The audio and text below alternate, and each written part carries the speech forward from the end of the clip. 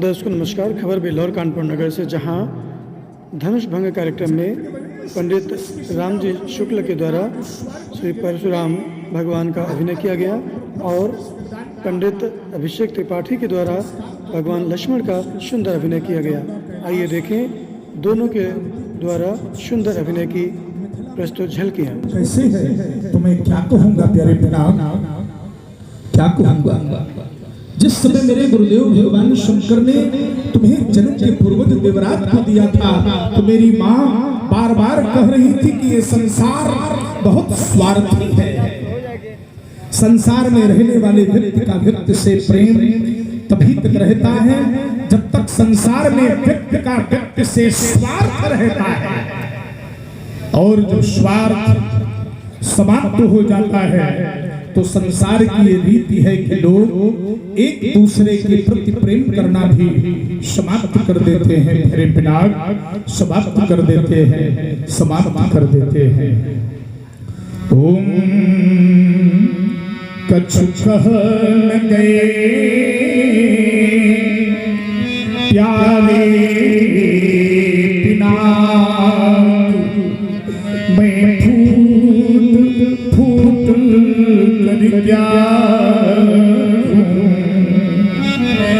ये बिखर गई है जो लड़िया, इनको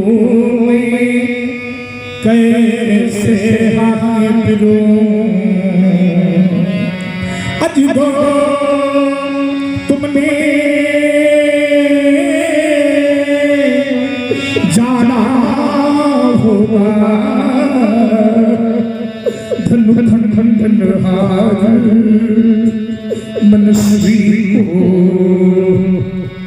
अजगो तुमने देखा होगा उस नरके यशस्वी को। बोलो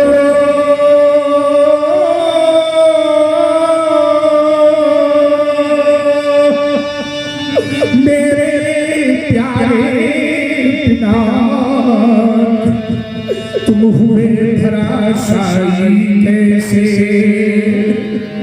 तुम पर वर्षित था शुरमंडल, आलहे बिन साई कैसे। आज अजगो लख कर दिल में झटका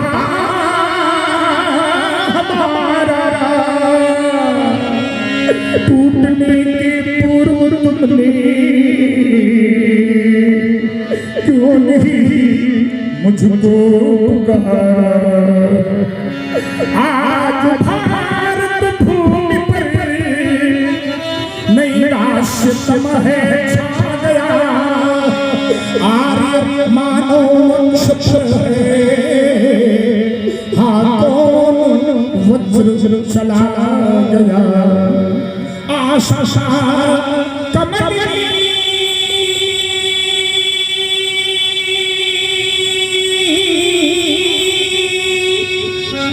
पर सारा पात जो भाया गया, राम ज्योत भले क्यों यह प्रलय धन छाया गया। आज मानवता आज मानवता रोड़ी बन गई सहारा, टूटने के पूर्व तुमने हाँ क्यों नहीं मुझको मारा। अजगो टूटा फूटा यह था ही हमारा, अजगो टूटा फूटा इस दिल का सहारा। हाय इस निर्दयी ने तुम पर लगा कर हाथ, इस भारत के देश को न किंचित विचारा। चटकी चट्टाने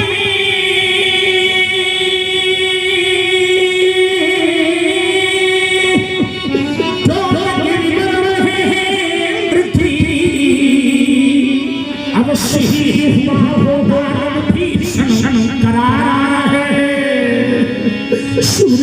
शंकर यमयम पर गिर क्यों गए प्रलय मच जाती तू धरा में फिर खारा प्यारे पिनाक आशुतोष के प्राण प्यारे आशुतोष के प्राण प्यारे माँ पार्वती के हृदय दुलारे ये दुर्गति हो गई तुम्हारी और तुमने मुझे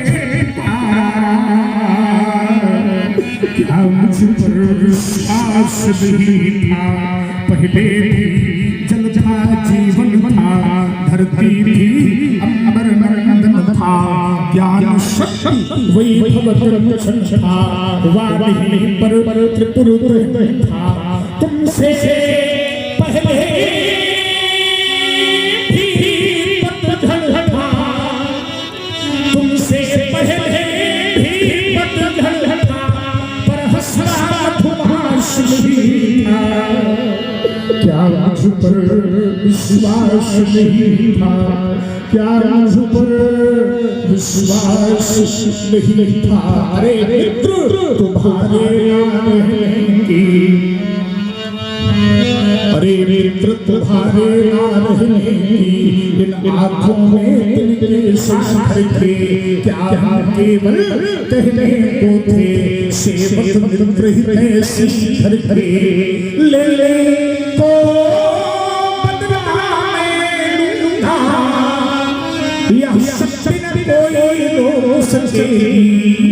अंतर मन में ज्वाला रह रह कर वही तोड़ो तन तेरा वही तोड़ो गया तन तेरा और मैं तेरे पास नहीं था क्या मुझ पर विश्वास नहीं था क्या मुझ पर विश्वास नहीं था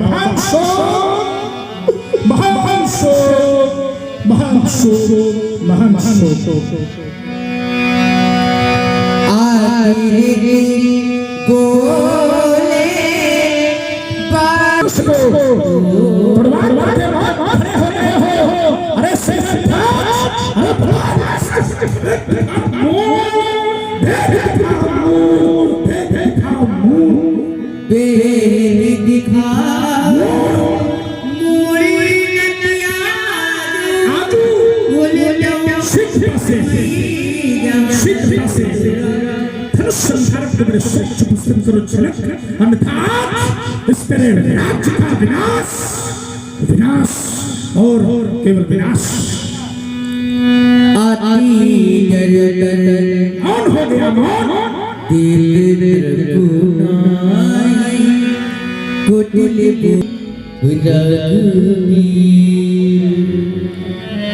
हे भगवान जिस किसी के द्वारा भगवान भोलेनाथ के पावन पिनाक का खंडन किया गया इसमें कम करो हल्का सा कोई और नहीं है भगवान वह आपके चरणों का कोई दास ही होगा जिसने ऐसा काम किया है तोड़ा जिसने है धनुआ तोड़ा जिसने है धनुआ ये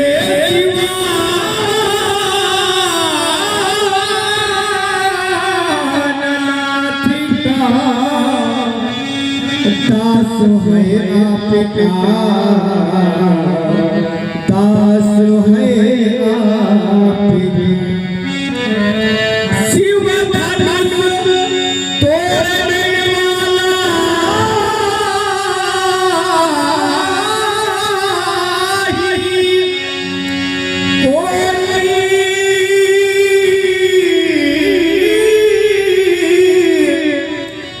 शिव प्यारा ही होगा जिसने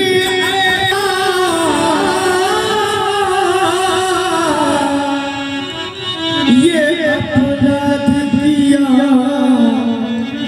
दास आपका ही होगा जो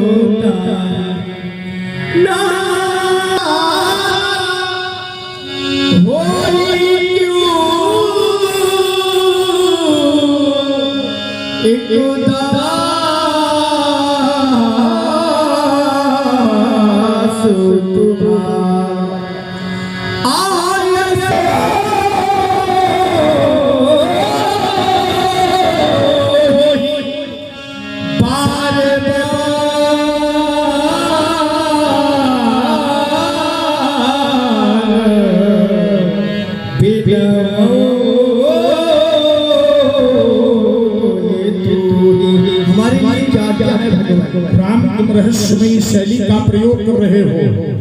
तुमने कहा नाथ संबोधन धन्य निहारा होई केवल दास तुम्हारा। हमारे समक्ष ये कहने आए हो कि भगवान शंकर के धनुष का खंडन करने वाला आपका कोई एक दास होगा। कौन है वह कोई एक? नर सहस्त्रमः सुनो पुरारी को एक हो ये धर्म व्रतधारी। कौन है वह कोई एक? धर्मशील कोटिक महा कोई विषय विमुख विराट रत होई। कौन है वह कोई एक? तुमने कहा वो कोई एक दास है। जब मैंने दास शब्द पर विचार किया तो दास शब्द बहुत सुंदर शब्द है। वैसे भी दास मन से, वाणी से, कर्म से अपने स्वामी के प्रति समर्पित रहता है। सबके प्रिय सेवक अस्नीति मोरे अधिक दास पर प्रीति। लेकिन धनुष तोड़ने वाला दास क्या, वो तो सेवक भी कहलाने का अधिकारी नहीं है। क्यों? क्योंकि सेवक सो सेवक करे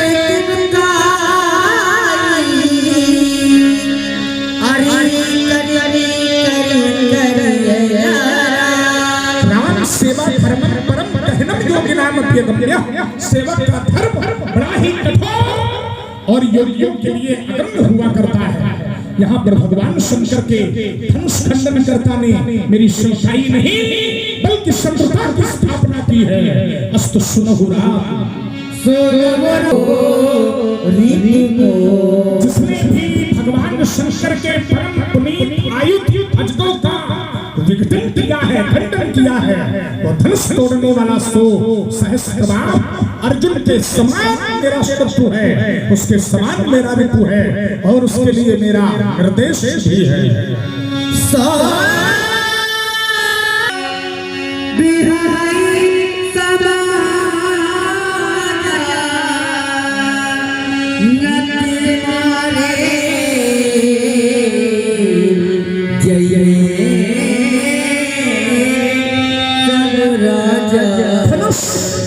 तोड़ने वाले को तुम श्राद्ध समाज से पृथक कर दो राम, या धनुष तोड़ने वाला स्वयं इस राज समाज से पृथक हो जाए, या ये राज समाज ही धनुष तोड़ने वाले को पृथक कर दे।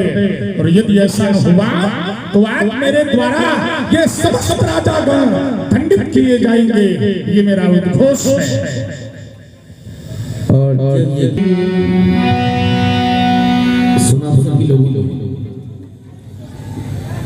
धनुष तोड़ने वाले के विरोध में परशुराम जी महाराज का वक्तव्य तो कह रहे हैं जिन शिव धनु तोड़ा तो सहस बाहु सो रिप मोरा। रिप माने होता है शत्रु। तो कह रहे हैं जिसने धनुष का खंडन किया है वह मेरा शत्रु है, और यदि वो शत्रु ने प्राप्त न हुआ तो ये करेंगे क्या? तो कह रहे हैं सो मिलगाऊ बिहाई समाजा और नत मारे जैन है सब राजा। धनुष तोड़ने वाला यदि नहीं मिला तो समस्या राजाओं के लिए है, और उनमें भी एक दो राजा नहीं बल्कि नत मारे जैन है सब, एक के बदले में सब मारे जाएंगे। धनुष तोड़ने वाले को परशुराम जी महाराज अपना शत्रु मान रहे हैं, जबकि जिसने धनुष तोड़ा है उसको परशुराम जी महाराज अपना शत्रु मान रहे हैं, लेकिन अन्य लोग उसको क्या मान रहे हैं? तो आचार्य कहते हैं धनुष तोड़ने वाले ने धनुष का खंडन किया, उसको अन्य लोग क्या मान रहे हैं? तो कहा ब्रह्मादित्य शुर शिष्य मुनीसा और प्रभुई प्रशंसई देहि असीसा। धनुष तोड़ने वाले को ब्रह्मा, ये ब्रह्मा जी हमारे पितामह हैं, सबके पितामह। तो ब्रह्मा जी धनुष तोड़ने वाले को प्रभु मान रहे हैं, देवता धनुष तोड़ने वाले को प्रभु मान रहे हैं, सिद्ध मुनीसा सिद्ध मुनि साधु संत, और परशुराम जी ने तो पूरा जीवन ही संतों के प्रति समर्पित कर दिया है। संतों के कार्य इन्होंने बनाए हैं, मुनियों के कार्य बनाए हैं, सिद्ध मुनीषों के कार्य इन्होंने बनाए हैं। तो मुनि साधु संत ये धनुष तोड़ने वाले को प्रभु मान रहे हैं। ब्रह्मा जी जो कि पितामह है वो धनुष तोड़ने वाले को प्रभु मान रहे हैं, और परशुराम जी शत्रु मान रहे हैं। जब ब्रह्मा जी पितामह हैं तो एक सामान्य सी बात यह है कि जिसका सम्मान हमारे बाबा करें, जिसका सम्मान जिसकी प्रशंसा हमारे बाबा करें, तो नाती का दायित्व क्या बनता है कि उसका सम्मान करें। लेकिन ब्रह्मा जी धनुष तोड़ने वाले के पक्ष में है, ब्रह्मा जी तोड़ने वाले को प्रभु मान रहे हैं और परशुराम जी शत्रु मान रहे हैं। तो ये बात समझ में नहीं आ रही है। लेकिन महाराज धनुष तोड़ने वाले को आप शत्रु न माने, क्योंकि धनुष तोड़ने वाले ने कोई अनुचित कार्य नहीं किया है, कोई अधर्म नहीं किया है, कोई गलत कार्य नहीं किया है। धनुष तोड़ने वाले ने तो अपने कर्तव्य का पालन किया है। हम मनुष्य हैं और मनुष्यों की नियमावली ये कहती है कि व्यक्ति को अपने बड़े बुजुर्गों, माता पिता, गुरुजनों के आदेश का पालन करना चाहिए। और धनुष तोड़ने वाले ने अपनी इच्छा से धनुष नहीं तोड़ा है। जब तक गुरु जी का आदेश नहीं हुआ है तब तक धनुष तोड़ने वाले ने धनुष का खंडन नहीं किया है। और हमारी नियमावली ये कहती है, हमारी संस्कृति ये कहती है कि हम अपने बड़े बुजुर्गों के आदेश का पालन करें। माता पिता प्रभु गुरु के बानी और विनय विचार करिए शुभ। यदि माता जी, पिताजी, गुरु जी, भगवान हमें कोई आदेश दे दे तो उस आदेश का हमें पालन करना चाहिए। क्योंकि हमारी संस्कृति ये है कि प्रातः काल उठ के रघुनाथा और माता पिता गुरु नाम, हम अपने माता पिता गुरुजनों का, बड़े बुजुर्गों का सम्मान करने वाले हैं। और जब गुरु जी ने आदेश दिया है तब धनुष तोड़ने वाले ने धनुष का खंडन किया है। देखिए मनमानी जो व्यक्ति कार्य करे वो तो एक बार गलत हो सकता है, अपने मन से किया हो सकता है गलत हो, लेकिन जो कार्य बड़े बुजुर्गों के कहने पर किया जाए, जो कार्य महापुरुषों के कहने पर किया जाए, जो कार्य साधु संतों के कहने पर किया जाए, उसमें फिर गलत होने की कोई संभावना नहीं होती। और महापुरुष ने आदेश दिया कि अमुक भंजो भो चापा और मेटो तात जनक पर, तो धनुष तोड़ने वाले ने धनुष का खंडन कर दिया। गुरु आदेश का पालन किया है उसने। और ये सिद्धांत है कि माता पिता गुरु और प्रभु की वाणी पर विचार नहीं करना चाहिए और उसका पालन करना चाहिए। क्योंकि बात शंकर जी से जुड़ी है तो एक बात हम यह भी कह दें कि शिव धनुष ये है, यदि अपने गुरु जी का सम्मान नहीं करते हो और शंकर जी की रात दिन पूजा करते हो तो कोई लाभ होने वाला, शंकर जी प्रसन्न होने वाले नहीं है। गुरु जी यदि प्रसन्न है तो सब प्रसन्न है। मानस में एक प्रमाण भी मिलेगा, दर्शन मिलेगा। शंकर जी के मंदिर में एक शंकर जी का भक्त भगवान शंकर की आराधना कर रहा था, शंकर जी का नाम जप रहा था। एक बार हर मंदिर जपत रहे वो शिव नाम और गुरु आयु अभिमान दे नहीं तीर। शंकर जी के मंदिर में शंकर जी का नाम जप रहा था और इतने में गुरु जी आ गया तो उसने गुरु जी को उठ करके प्रणाम नहीं किया।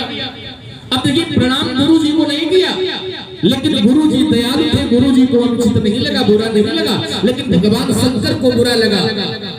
सो दयाल नहीं कहूं कुछ उर न रोष लवलेश, और अति अख अख माने पाप, अति अख गुरु अपमानता सही नहीं सके, सही नहीं सके। भगवान शंकर सहन नहीं कर पाए कि इसने अपने गुरु जी का अपमान किया है, तो भगवान शंकर ने किया क्या, श्राप दे दिया। मंदिर माज भई लभवानी रे हत भाग्य अज्ञ अभिमानी, यद्यपि तब गुरु के नहीं क्रोधा, अति कृपाल चित शम्य कबोधा।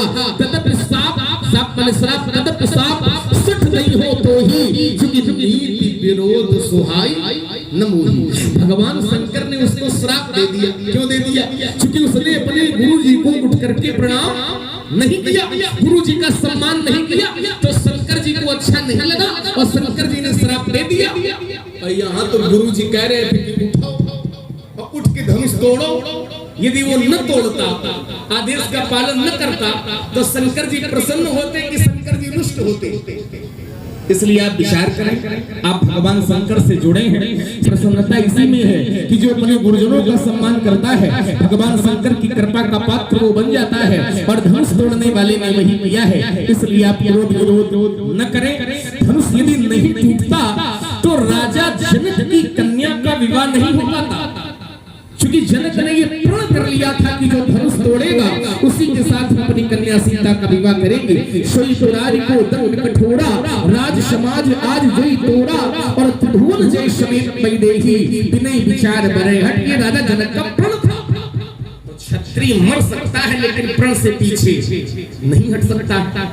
और धनुष नहीं टूटेगा तो कन्या का विवाह नहीं होगा, और किसी की कन्या का महाराज विवाह हो जाए ये तो बड़ी अच्छी बात है, मांगलिक कार्य है, धार्मिक कार्य है, सब प्रसन्न है। देखिए एक बात और है, कन्या का विवाह जब होता है, किसी की कन्या का विवाह होता है समाज में भी, तो जो दुष्ट प्रवृत्ति के लोग होते हैं, विचार करना जरा, कन्या के विवाह में दुष्ट प्रवृत्ति के भी लोग जो होते हैं वो ये कहते हैं कि कन्या का विवाह शांति से हो जाने दें, हम अपनी दुष्टता करनी है तो बाद में कर लेंगे, लेकिन कन्या का विवाह शांति से हो जाए। कन्या के विवाह में दुष्ट प्रवृत्ति के लोग भी सहयोग की भावना रखते हैं, तो आप हमारा सहयोग की भावना रखो, न सहयोग की भावना रखो तो कम से कम ये उपद्रव न करो। मारकाट की बातें, धरती पलटने की बातें, राजाओं को मारने की बातें, लोगों को भयभीत करने की बातें, ये आपको शोभा नहीं देती है। धनुष टूटा है, सब प्रसन्न है, और जब सब प्रसन्न है तो आप भी महाराज प्रसन्न हो जाओ।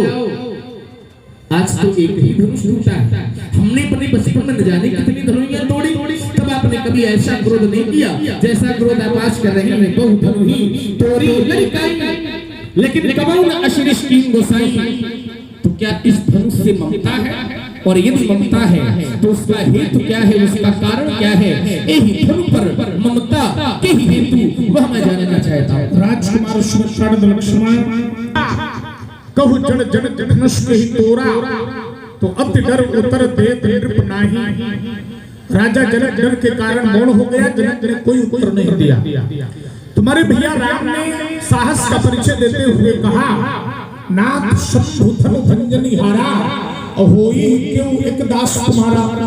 धनुष तोड़ने वाला कोई एक आपका दास होगा, तो कोई एक हमारा जो प्रश्न है वो निश्चयात्मक सर्वनाम के रूप में है। कहु जन जनक धनुष के ही तोड़ा, धनुष किसने तोड़ा है?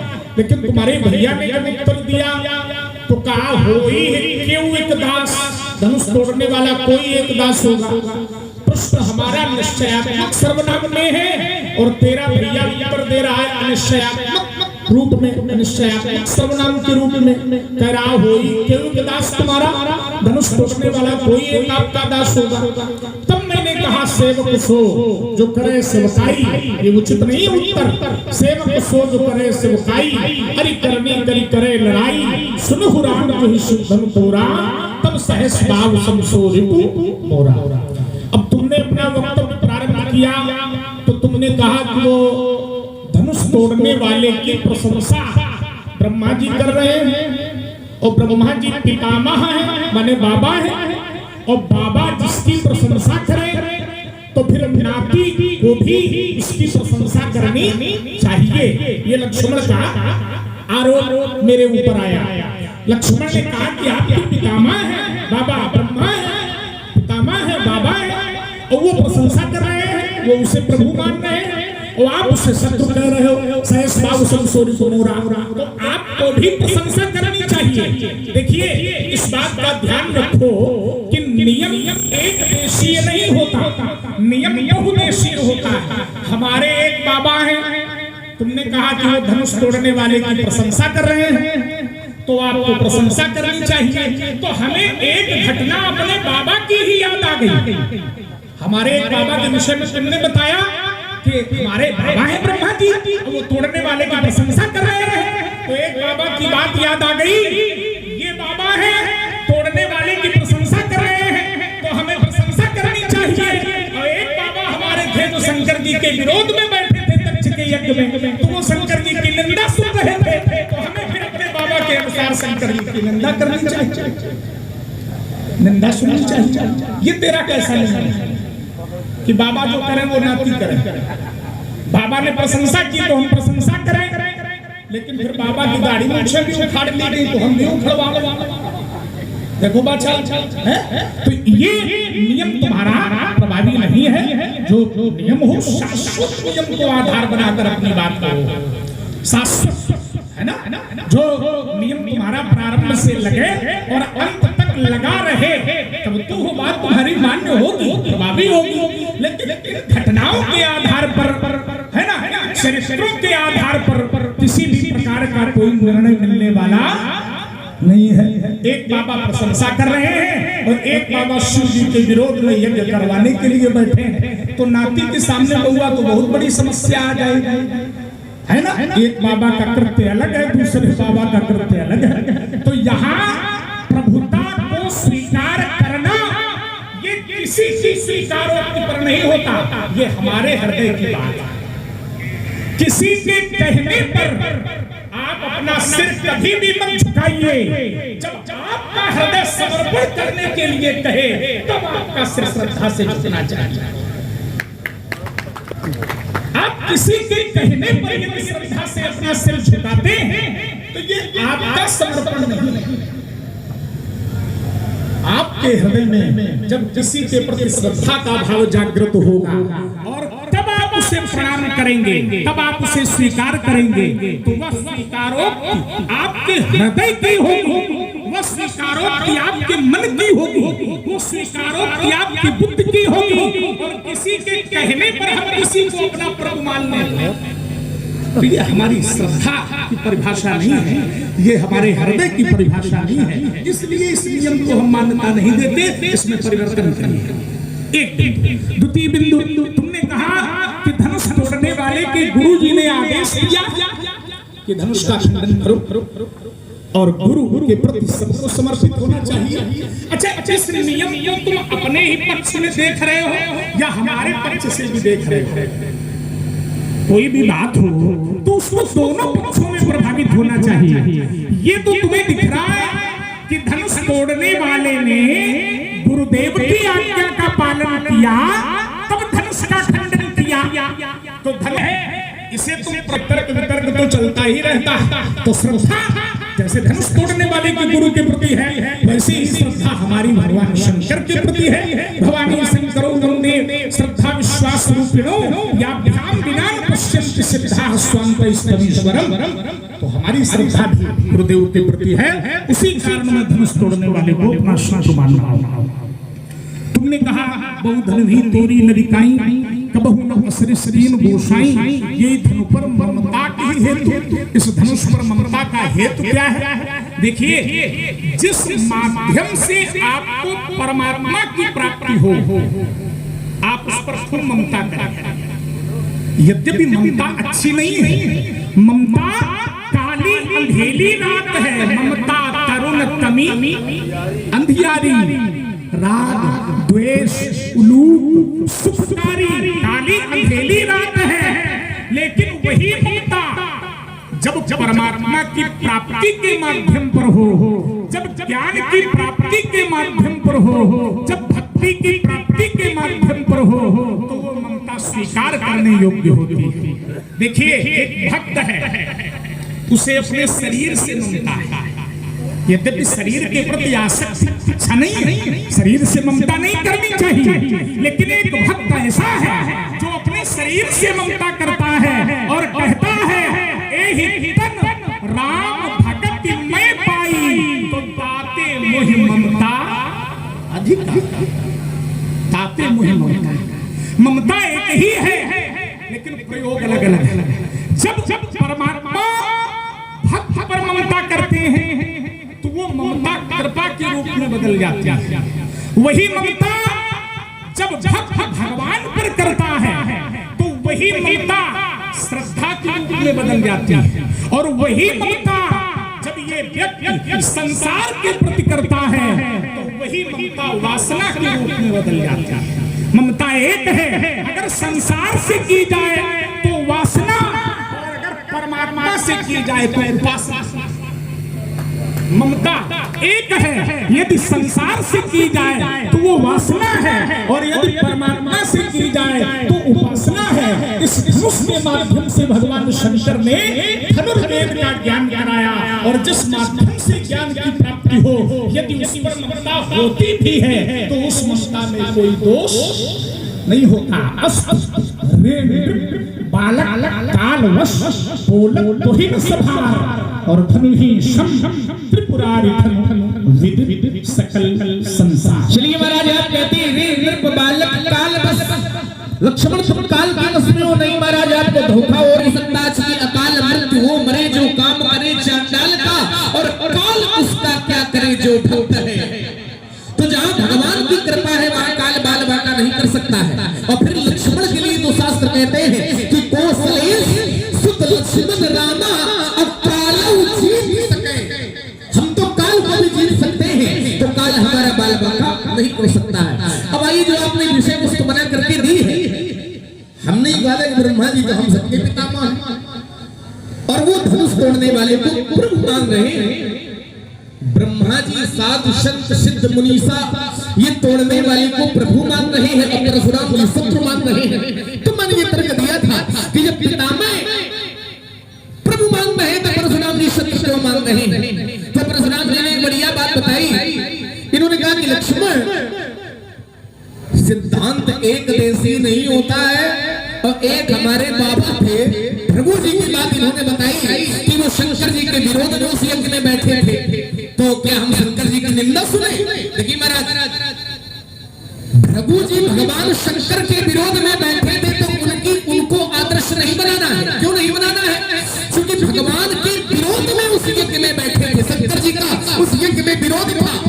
सती जाई देखी तब ज्यादा और कतरु नदी के सम्मुख कर भगवान शंकर का उस यज्ञ में विरोध था, और उस विरोध के यज्ञ में बाबा आपके बैठे थे। तो उन बाबा के आदर्श को नहीं देखना है, क्योंकि सिद्धांत ये कहता है तजिए ताहि कोटि भई जद्यपि परम स्नेही। यदि कोई हमारे भगवान के विरोध में है तो चाहे बाबा हो चाहे पिता हो, उनके आदर्श को हमें स्वीकार नहीं करना है। अब प्रभु जी भगवान शिव के विरोध के यज्ञ में बैठे थे, इसलिए प्रभु जी के आदर्श को ग्रहण नहीं करना है।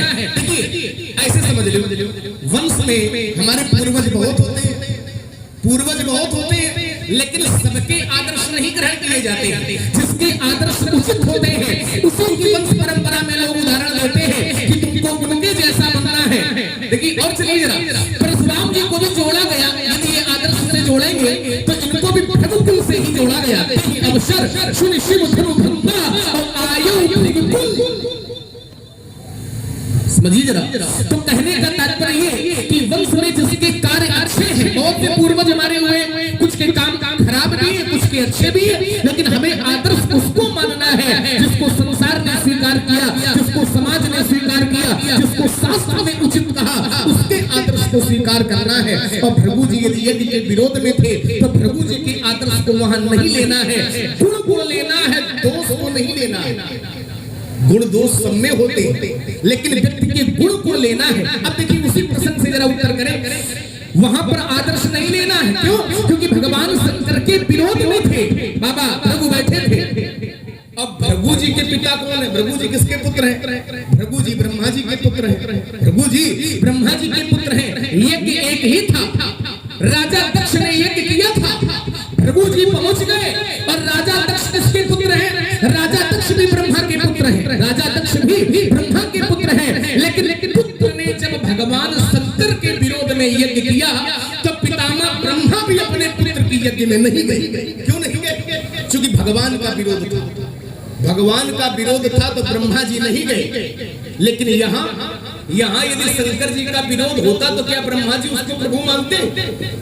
विषय ये, अपने पुत्र की यज्ञ में जब ब्रह्मा जी नहीं गए, कारण क्या? मानस में भी संकेत है, क्या है? पुष्प विरंच महेश बिहाई और चले सकल सुरजान बनाई। ब्रह्मा जी उस यज्ञ में नहीं गए, इसलिए नहीं गए क्योंकि भगवान शंकर का विरोध था। तो जब पुत्र की यज्ञ में ब्रह्मा जी नहीं गए क्योंकि शंकर जी का विरोध है, और धनुष को तोड़ करके यदि यहाँ गलत किया गया होता, अनुचित किया गया होता, शिव अपमान किया गया होता, शिव विरोध किया गया होता, तो फिर यहाँ भी ब्रह्मा जी की उपस्थिति होने वाली नहीं थी। अब यहीं से चिंतन कर लो कि आदर्श किसका स्वीकार करना है? ब्रह्मा जी का आदर्श स्वीकार करना है कि दक्ष वाले प्रसंग से बाबा भृगु का आदर्श स्वीकार करना है? भगवान के विरोध में कोई हो जाए, जैसे एक घर का उदाहरण ले लो। एक ही घर में हिरण्याकश्यप है, एक ही घर में प्रहलाद है, और एक ही घर में प्रहलाद की माता कयाधु भी है ना? अब क्या है? अब पुत्र आदर्श किसके लेगा? प्रहलाद के लिए हिरण्याकश्यप कहते थे कि तुम नारायण को भगवान न मानो, मुझको भगवान मानो, मैं संसार का भगवान हूँ। और वही कयाधु सत्संग करती थी, कयाधु सत्संग करती थी। अब बालक प्रहलाद किसके आदर्श को स्वीकार करेगा? जो भगवान से जोड़ रहा है उसके आदर्श को स्वीकार किया जाएगा। और प्रहलाद के पिता हिरण्याकश्यप भगवान के विरोध में थे, तो प्रहलाद ने अपने पिता को स्वीकार, पिता की बात नहीं मानी। ठीक वैसे ही भृगु जी उस प्रसंग में भगवान के विरोध में है, तो भृगु जी का आदर्श नहीं लेना है। और ब्रह्मा जी का आदर्श ये है कि भगवान के विरोध में यज्ञ में नहीं गए, लेकिन यहाँ ब्रह्मा जी हैं, तो हमें किसके आदर्श को ग्रहण करना है? ये हमें स्वीकार कर लेना चाहिए। निर्णय सीधा सीधा। दूसरी बात, एक बात आपने और कही थी कि हमने राजा जनक से पूछा कि कौ जन जनक धनुष ही तोड़ा, तो राजा जनक ने उत्तर नहीं दिया। अति डर उत्तर दे नहीं। लेकिन हमारा सामान्य सी बात है, आपने पूछा, लेकिन पूछने का जो तरीका है आपको चाहिए जानकारी कि धनुष किसने तोड़ा है। और आपने पूछा कैसे है? तो कहा अति ऋष बोले वचन कठोरा। देखिए हमारा सामान्य सी बात है, क्योंकि बच्चे हैं तो बच्चे वाली बात करेंगे। सामान्य सी बात यह है कि गुरु जी ज्यादा क्रोध में यदि पूछेंगे तो विद्यार्थी को उत्तर भले ही आता हो, लेकिन विद्यार्थी डर के कारण उत्तर को नहीं दे पाता है। परशुराम जी ने अत्यधिक क्रोध में पूछा तो राजा जनक की स्थिति ये हो गई कि अति डर। और आपको चाहिए जानकारी, तो जानकारी क्रोध से नहीं मिलेगी। यदि हमें जानकारी चाहिए तो जानकारी का मार्ग क्या है? तो कहा केवल प्रेम प्यारा और जान ले जो जानन।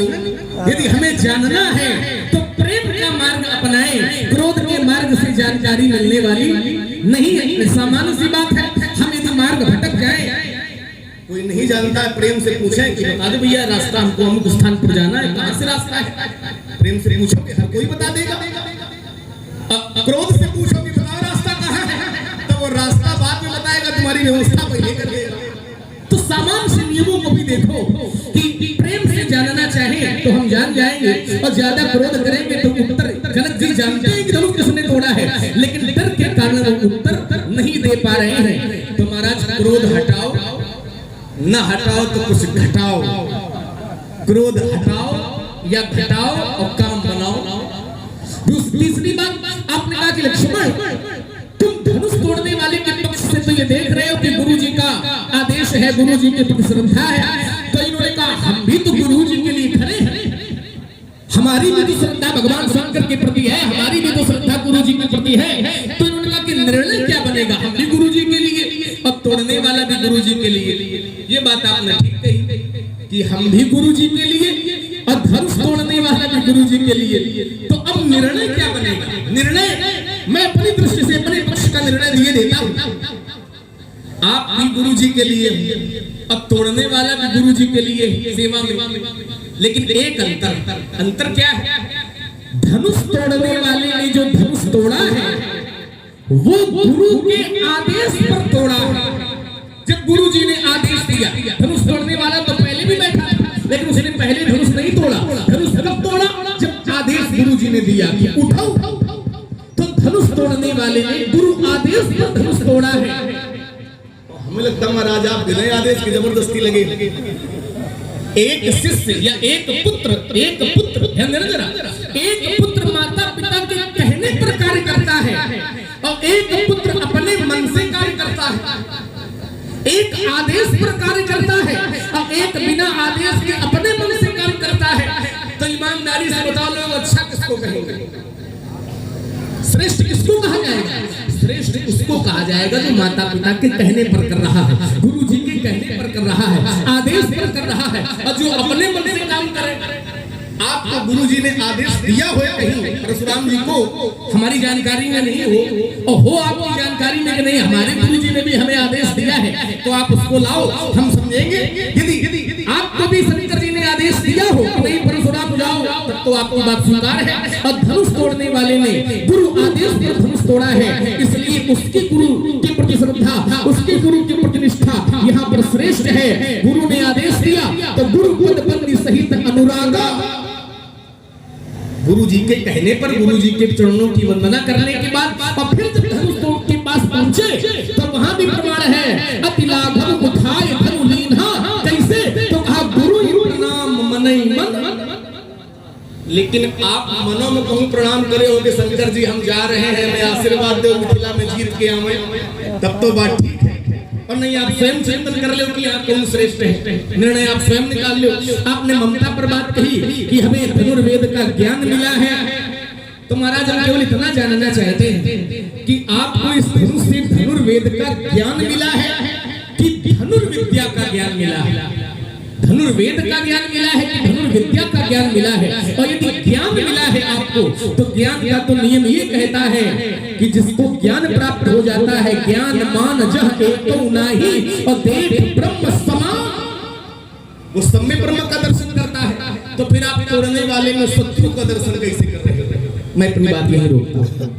राजकुमार लक्ष्मण की परशुराम एक बात जिसको तुमने बड़े बलपूर्वक कहा है, उसको पहले इसका सरलीकरण कर रहे हैं। तुमने कहा कि परशुराम जी आप कह रहे हैं कि हम भी गुरु श्रद्धा को प्रमाणित कर रहे हैं और धनुष तोड़ने वाले ने भी गुरु श्रद्धा को प्रमाणित किया है। गुरु के प्रति अपनी जो श्रद्धा है उसके हृदय में उसने भी प्रकट किया है। तो दोनों लोग श्रद्धा को आधार मानकर यहाँ खड़े हैं। आप भी श्रद्धा के पक्ष में और तोड़ने वाला भी श्रद्धा के पक्ष में। एक अंतर लक्ष्मण ने निकाला, आप लोगों ने बड़े ध्यान से सुना। क्या अंतर निकाला?